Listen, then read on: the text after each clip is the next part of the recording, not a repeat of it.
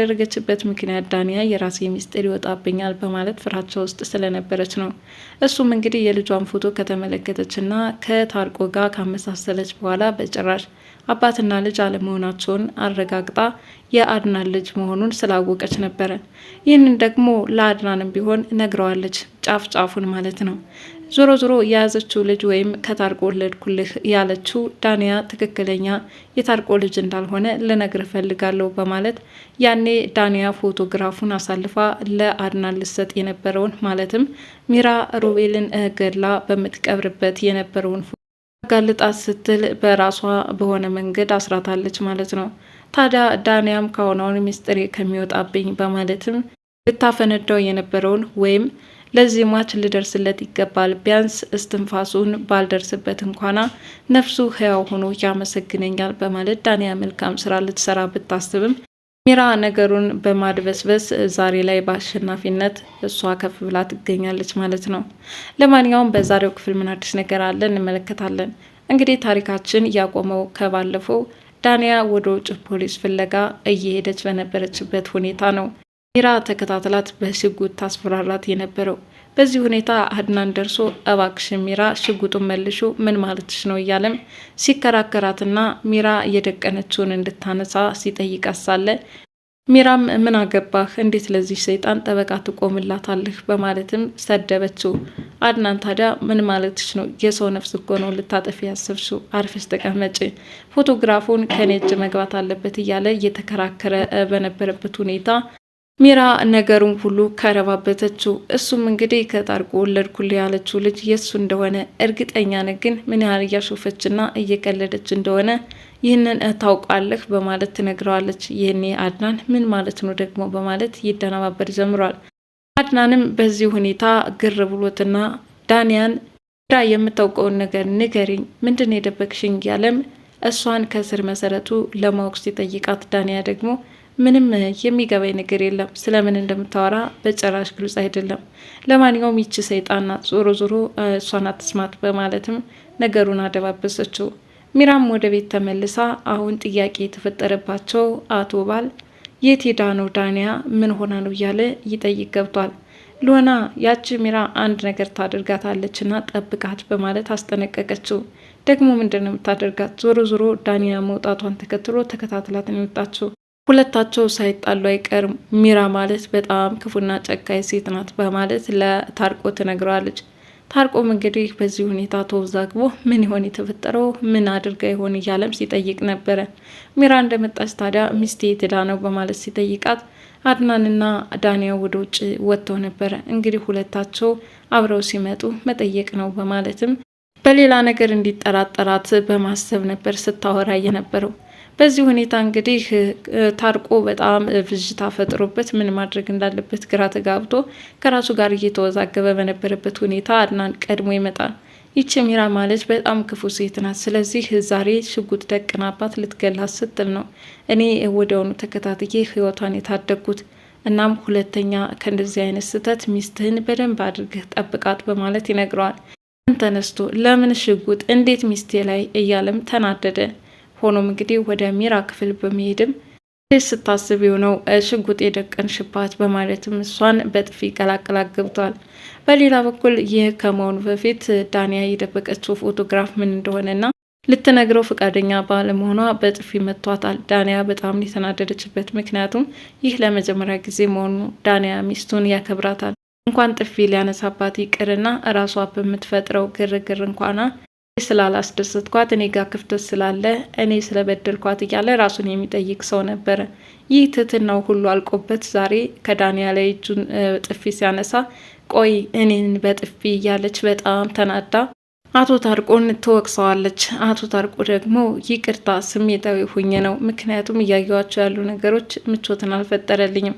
ለምን ለእኔ በግልጽ መናገር እንዳልፈለግሽም ግራ ገብቶኛል። እኔና አንቺ በህይወታችን አብረን ስንኖር የምንደባበቃቸው አንዳችም ነገር የለም። ጥያቄ የፈጠረብኝን ነገር እንድታስረጅ ስጠይቅሽ አንቺ ግን ፈቃደኛ አይደለሽም በማለት እንግዲህ ምን ያህል እንዳበሳጨው ይነግራታል። ዳንያም እየተመታ ፊቷን እየጠራረገች በሀሳብ ጭልጥ ብላለች። ሆኖም እንግዲህ ወደ ክፍል በመሄድ ሚራንም እንዴት ሚስቴ ላይ ሽጉጥ በጭራሽ እኔ በህይወት እያለሁ እንዲህ አይነት ነገርማ ሊታሰብ አይችልም በማለት ክፉኛ አሰቃያት። እሷም እንግዲህ ለዛሽ ቆሻሻ ሚስት ታማኝ እንኳን በሆነች ነበረ ላይ የምትቀልድብህና የምታሾፍብህ እንጂ ትክክለኛ ጥሩ ሚስት አግኝታ አይደለም። ለማንኛውም ለሷ ብለህ እንዲህ ዋጋ ልትከፍል መሰለፍህ በጣም አናዶኛል በማለት ሚራ የማይባል መልስ እየመለሰችለት ነው። አቶ ታርቆ ደግሞ ምን ነው ሚስቴን ጭራሽ እንኳን እጅሽን ልታነሽ ይቅርና ቀና ብለሽ እንድታያት አልፈልግም፣ ምክንያቱም በጣም ወዳታለሁ በማለት ይነግራታል። ቆይ ገና አሳያለሁ፣ ቆይ ገና ብዙ ትመለከታለህ እያለችም ሚራ አንዳች ተንኮል ከወደፊትም ሊጠብቅ እንደሚችል እየተናገረች ነበረ። በሌላ በኩል ሉሆናና አድናን ከዳንያ ጋር የተፈጠረውን ግርግር ሚራ ሽጉጥ አንስታ ልትገላት እንደነበረም ይነግራታል። ሉሆና ይህን ስትሰማ በጣም ተገረመች። ቆይ ከዳንያ ጋር ምን አገጣጥማት? እንዴት ከሽጉጥ ጋር ተደራረሱ? ገና ትናንትና በእንግድነት አልተግባብተው ለዚህ ጠብ ይደርሳሉ ብላም ጥያቄ ተፈጥሮባታል። ሆኖም ወደ ዳንያ በመሄድ ዳንያ እንኳን እግዜር አወጣሽ፣ ሚራ እኮ በሽጉጥ ልትመታሽ እንደሆነ አሁን መስማቴ ነው በማለት ትነግራታለች። ይህኔ እንግዲህ ዳንያም እግዚአብሔር አውጥቶኛል፣ ግን የሆነው ያው እኔም የራሴ ጥፋት ስላለብኝ ነው በማለት ነበር ነገሩን ያደባበሰችው። ይኸውም እንግዲህ ሚራ እያስፈራራቻት ስለነበረ ነው። ፎቶግራፉን እበትነዋለሁኝ የአቶ ታርቆ ልጅ እንዳልሆነ እናገራለሁ እያለች ታስጨንቃት ቆይታለች። ያም እባክሽን ላደርግልሽ የምፈልገውን ነገር አደርግልሻለሁ፣ ነገር ግን ይህን ሚስጥር አወጣሽ ማለት ለእኔ በጣም እጅግ አደገኛ ነው። ከኔና ከታርቆ ብሶ ብዙ ነገር ያበጣብጣል። እናም ይህን ነገር እንዳትናገርብኝ በማለት አስጠነቀቀቻት። ሚራም እንግዲያውስ አንድ እኩል አንቺም የኔን ሚስጥር ትጠብቂያለሽ፣ እኔም ሳልወድ በግድ የአንቺን ሚስጥር እንድጠብቅ ግዴታ ሁለታችንም መጠባበቅ ይኖርብናል በማለት ቃል ተገባቡ። ለዚህ ነበረ ሉሆና ሽጉጥ ደቀነችብሽ አሉ በማለት ስትጠይቃት አይ ደህና ነኝ፣ በሆነ በቀላል ነገር አልተግባባንም ነበር፣ አሁን ግን ያን ነገር ፈተነዋል በማለት እንደዚህ ለሉሆና አሳመነቻት ማለት ነው። ሉሆና በጭራሽ አልተዋጠላትም እና እባክሽ ስለ ፎቶግራፉ ልታስረጂ ትችያለሽ፣ ሰሞኑን እየተጨቃጨቃችሁበት እና እጅሽ የሆነ ፎቶግራፍ እንዳለ ሰምቻለሁ በማለት ነገረቻት። ይህኔ ዳንያም ስለምን ፎቶግራፍ ነው የምታወሪው? ምንም ነገር የለም በማለት ሸመጠጠች። አይ ሰምቻለሁኝ፣ እባክሽን ምናልባት የሞተችው እህቴ ልትሆን ትችላለች፣ ቀባሪዋም ሚራ ናት። ወደዛ እያመራ እንደሆነም ትነግራታለች። ዳናዊት ስለምንድን ነው የምታወሪው? በጣም ያስደነግጣል፣ በጭራሽ ይህን ነገር አታስቢው፣ እረ በፈጠረሽ በማለት የሉሆና ሀሳቤ ከእውነት የራቀ እንደሆነም ነገረቻት። ዞሮ ዞሮ ግን በጭምጭምታ ሁለታቸው ሲጨቃጨቁ ስላዳመጠች እንጂ ሟች እህቷ አለመሆኗን ወይም በሮቤል እየተቀበረችው ሳራ አለመሆኗ ግልጽ ነው። ቢሆንም ግን ሉሆና የተረዳችው በዚህ መልኩ ነው። እናም እንግዲህ እባክሽን ስለሚራ እውነቱን ንገሪኝ፣ በፈጠረሽ እባክሽን ስለ እህቴ ማስረጅኝ፣ ያው እውነታውን ለማወቅ ነው እንጂ መቼም አፈር ገልብጣ ከዚህ በኋላ እንገናኛለን ብዬ አስቤ አይደለም እና እንዴት ሞተች የሚለው ነገር ጥያቄው ይመለስልኛል ዳናዊት እባክሽን።